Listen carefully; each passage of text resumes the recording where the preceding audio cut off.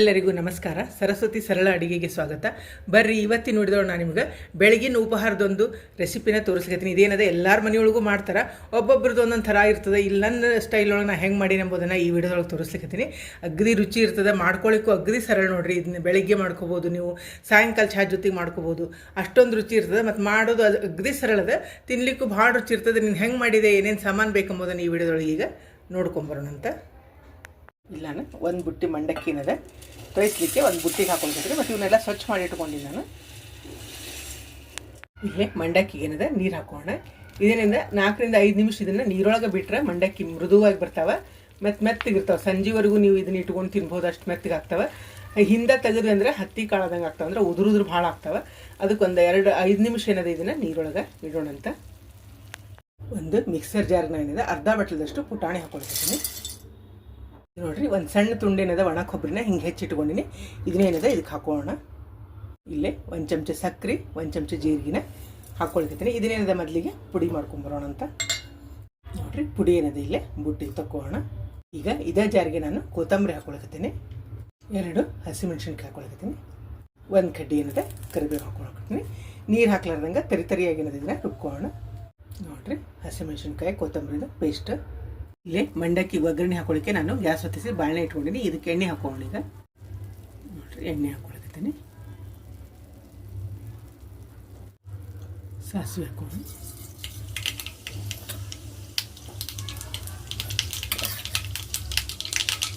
ಜೀರಿಗೆ,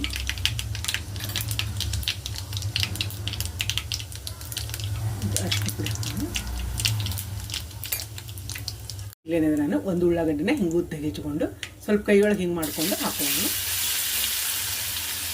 ಇಲ್ಲಿ ಕರಿಬೇವು ಹಾಕೊಳಕತ್ತೀನಿ. ಇದನ್ನೊಮ್ಮೆ ಮಿಕ್ಸ್ ಮಾಡ್ಕೊಂಡು ನೋಡ್ರಿ. ನಾನು ಹಸಿಮೆಣಸಿನ್ಕಾಯಿ, ಕೊತ್ತಂಬರಿ, ಕರಿಬೇವಿಂದ ಏನು ಪೇಸ್ಟ್ ಮಾಡ್ಕೊಂಡಿದ್ದೆ ಅದನ್ನು ಹಾಕೊಳಕತ್ತೀನಿ. ಇದಕ್ಕೆ ಇನ್ನೊಮ್ಮೆನಾದ ಕೈ ಆಡ್ಸ್ಕೊಳ್ಳೋಣ.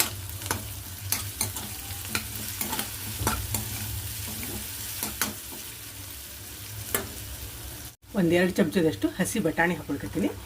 ಈಗ ಬಟಾಣಿ ಸೀಸನ್ ಅದಂತ ನಾ ಬಟಾಣಿ ಹಾಕೊಳ್ತೀನಿ. ಇಲ್ಲ ಅಂದ್ರೆ ನೀವು ಶೇಂಗಾ ಹಾಕೋಬೋದು. ಇಲ್ಲಿ ಒಗ್ಗರಣೆ ಒಳಗೆ ಶೇಂಗಾ ಹಾಕೊಂಡ್ರೆ ಭಾಳ ಚಲೋ ಆಗ್ತದೆ.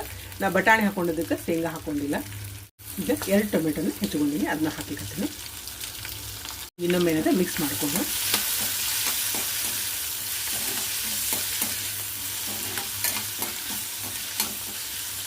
ನೋಡ್ರಿ. ಅರ್ಧ ಇಂಚು ಹಸಿ ಶುಂಠಿ ತುರಿಟ್ಕೊಂಡಿನಿ, ಅದನ್ನ ಹಾಕ್ಲಿಕ್ಕತ್ತೀನಿ. ಇನ್ನೊಮ್ಮೆ ಎಲ್ಲ ಬೇಯವರೆಗೂ 1-2 ನಿಮಿಷ ಏನದ ಇದನ್ನು ಒಟ್ಟು ಕೈ ಆಡ್ಸ್ಕೊಳ್ಳೋಣ. ನಿಮಗೆ ಹಸಿಮೆಣಸಿನ್ಕಾಯಿ ಪೇಸ್ಟ್ ಮಾಡ್ಕೊಳ್ಳೋದು ಬೇಡ ಅಂದರೆ ಹೆಚ್ಚು ಹಾಕೋಬೋದು ಒಗ್ಗರಣೆ ಒಳಗೆ. ಮತ್ತು ಮಕ್ಕಳು ಅದಿದ್ರೆ ಬಾಯಿ ಸಿಗ್ತಾವೆ, ಬೇಡ ಅಂದರೆ ಹಿಂಗೆ ಪೇಸ್ಟು ಮಾಡ್ಕೋಬೋದು. ಇದು ಭಾಳ ಟೇಸ್ಟ್ ಆಗ್ತದೆ. ಅಗ್ದಿ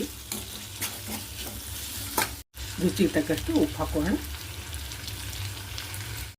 ನೋಡ್ರಿ. ಎಲ್ಲ ಬೆಂದದ, ಟೊಮೆಟೊ, ಉಳ್ಳಾಗಡ್ಡಿ ಎಲ್ಲನೂ ಬೆಂದವ, ಬಟಾಣಿ ಎಲ್ಲ ಬೆಂದದ. ಇದಕ್ಕೆ ಮಂಡಕ್ಕಿ ಹಾಕೋಣ. ಈಗೇನದ ಮಂಡಕ್ಕಿ ಹಾಕೋಣ ನೋಡ್ರಿ. ಒಂದು 5 ನಿಮಿಷ ನೀರಾಗಿ ಬಿಟ್ರೆ ಏನಾಗ್ತದೆ, ಮಿದು ಉದುರಾಗಿ ಭಾಳ ಚಲೋ ಬರ್ತದೆ. ಹೀಗಾಗಿ ಇದನ್ನು ಹಿಂಡ್ಕೊಂಡಿನಿ, ಎಲ್ಲ ನೀರು ತೆಗೆದು ಇದನ್ನು ಹಾಕೋಣ. ಇದಕ್ಕೆ ಕೈ ಹಾಕ್ಸ್ಕೊಂಡು ಚಲೋ ತಿಂಗೆಲ್ಲಾನು.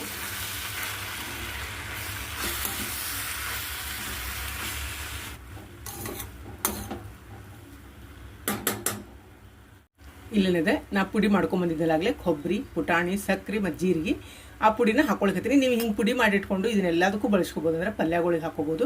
ಹಿಂಗೆ ಒಗ್ಗರಣೆ ಮಂಡಕ್ಕಿ, ಒಗ್ಗರಣೆ ಅವಲಕ್ಕಿ ಮಾಡಿದಾಗ ಸತ್ಯಕ್ಕೆ ಈ ಪೌಡ್ರ್ ಹಾಕೋಬೋದು ನೋಡಿರಿ. ನಿಮ್ಗೆ ಎಷ್ಟು ಕ್ವಾಂಟಿಟಿ ಬೇಕು ನೋಡಿ ಹಾಕೋಬೇಕಾಗ್ತದೆ. ಇದಕ್ಕೆ ಇದರೊಳಗೆ ಸಕ್ಕರೆ ಅದ ಎಲ್ಲಿ, ಹಿಂಗಾಗಿ ನಾನೇನಿದ ಮೇಲೆ ಸಕ್ಕರೆ ಹಾಕಿಲ್ಲ. ಮತ್ತು ಕೊಬ್ಬರಿ, ಪುಟಾಣಿ, ಜೀರಿಗೆ ಅದ. ಇದನ್ನೊಮ್ಮೇನದ ಮಿಕ್ಸ್ ಮಾಡ್ಕೊಂಡಿಲ್ಲ ನಾನು.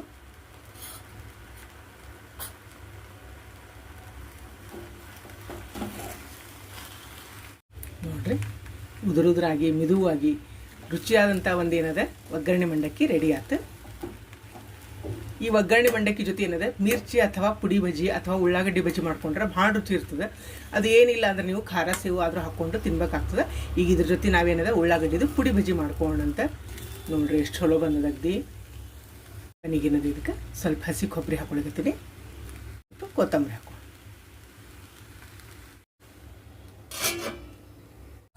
ಇಲ್ಲೇ ಒಂದು ಬುಟ್ಟಿ ತೊಗೊಂಡಿನಿ. ಇದಕ್ಕೇನದ 1 ಬಟ್ಲದಷ್ಟು ನಾನು ಕಡಲೆ ಹಿಟ್ಟು ಹಾಕೊಳಕತ್ತೀನಿ. ಇಲ್ಲೇ ರುಚಿಗೆ ತಕ್ಕಷ್ಟು ಉಪ್ಪು ಹಾಕೊಳಕತ್ತೀನಿ. ಹೆಚ್ಚಿತ್ತು ಕೊತ್ತಂಬರಿ ಮತ್ತು ಕರಿಬೇವು ಹಾಕೋಣ. 2 ಉಳ್ಳಾಗಡ್ಡಿನ ಹಿಂಗೆ ಹೆಚ್ಕೊಂಡು ನೋಡಿರಿ. ಇವೇ ನಾವು ಉಪ್ಪಿಟ್ಟು ಅವಲಕ್ಕಿ ಹಾಕ್ಲಿಕ್ಕೆ ಹೆಚ್ಕೋತೀವಲ್ಲ ಹಂಗೆ ಹೆಚ್ಕೊಂಡಿನಿ. ಈ ಉಳ್ಳಾಗಡ್ಡಿ ಏನದ ಇದಕ್ಕೆ ಹಾಕೋಣ. ಇಷ್ಟು ಅರಿಶಿನ ಪುಡಿ ಹಾಕೊಳಕತ್ತೀನಿ.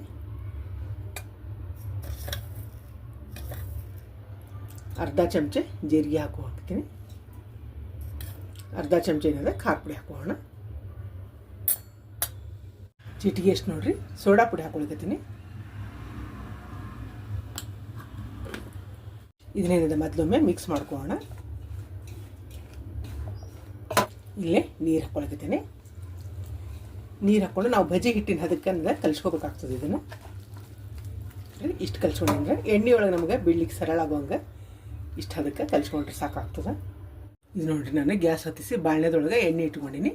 ಈಗೇನದ ನಾವು ಬಜ್ಜಿ ಹಾಕೋಣ. ಇವು ಪುಡಿ ಬಜ್ಜಿ ಆಗಿರೋದ್ರಿಂದ ಸಣ್ಣ ಸಣ್ಣ ಹಾಕೋಬೇಕಾಗ್ತದೆ.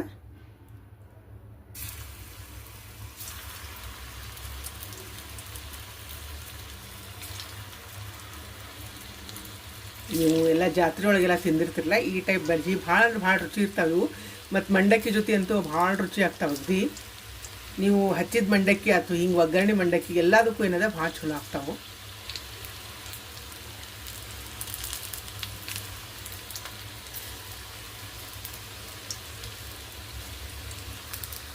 ಒಂದೆರಡು ನಿಮಿಷ ಬಿಟ್ಟು ನಾನಿಲ್ಲೇ ತಿರುಗಿ ಹಾಕ್ಲಿಕ್ಕತ್ತೀನಿ. ಕೆಂಪಗೆ ಚಲೋತ್ನಂಗೆ ಕರ್ಕೋಬೇಕು ಇವನ್ನ, ಅಂದ್ರೆ ಕುರುಕುರಾಗಿ ಬರ್ತಾವೆ ನೋಡ್ರಿ. ಎಲ್ಲ ಬಜ್ಜಿ ಏನವ ಕೆಂಪಾಗಿ ಚಲೋ ಆಗ್ಯಾವ. 2 ಕಡೆ ಏನದ ಚಲೋತ್ನಂಗೆ ಬೇಯಿಸ್ಕೋಬೇಕಾಗ್ತದೆ. ತೊಗೊಂಡಿದ್ದೀವಿ ಇವನ್ನ.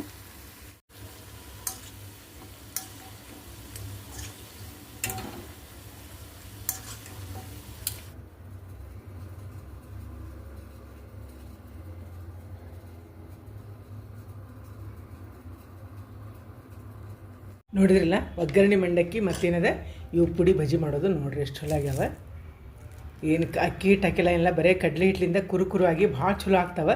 ಮತ್ತು ಇದಕ್ಕೆ ಏನಾರ ಒಂದು ಬೇಕಾಗ್ತದೆ ಹಿಂಗಂದ್ರೆ ಬಜ್ಜಿ ಅಥವಾ ಮಿರ್ಚಿ ಏನೂ ಇಲ್ಲಾಂದರೆ ಇಂಥ ಸೇವು ಖಾರ ಹಾಕ್ಕೊಂಡು ತಿನ್ಬೋದು ನೋಡ್ರಿ. ಭಾಳ ಅಂದ್ರೆ ಭಾಳ ರುಚಿ ಆಗ್ತಾವೆ. ಈ ಥರ ಒಮ್ಮೆ ಏನದ ನಿಮ್ಮ ಮನೆಯೊಳಗೆ ಮಾಡಿ ನೋಡ್ರಿ. ಇದ್ರ ಒಗ್ಗರಣೆ ಮಂಡಕ್ಕಿ ಭಾಳ ಟೇಸ್ಟ್ ಆಗ್ತದೆ. ಅಗ್ದಿ ಇದೇನದ ನೀವು ಬೆಳಗ್ಗೆ ಉಪಹಾರಕ್ಕೆ ಮಾಡ್ಕೋಬೋದು, ಇಲ್ಲ ಸಾಯಂಕಾಲ ಏನದ ಚಹಾ ಜೊತೆಗೆ ಸತ್ಯಕ್ಕೆ ಇದನ್ನು ಮಾಡ್ಕೋಬೋದು. ನಿಮ್ಮ ಮನೆಯೋ ನೀವು ಒಮ್ಮೆ ತಪ್ಪದೆ ಟ್ರೈ ಮಾಡಿರಿ. ಈ ವಿಡಿಯೋ ನಿಮಗೂ ಎಲ್ಲ ಇಷ್ಟ ಆಗಿದೆ ಅಂದ್ಕೊಂಡಿನಿ. ಮತ್ತೊಂದು ಸಾಂಪ್ರದಾಯಿಕ ಅಡುಗೆಯೊಂದಿಗೆ ಭೇಟಿಯಾಗೋಣಂತ. ಶ್ರೀರಾಮ ಸಮರ್ಥ.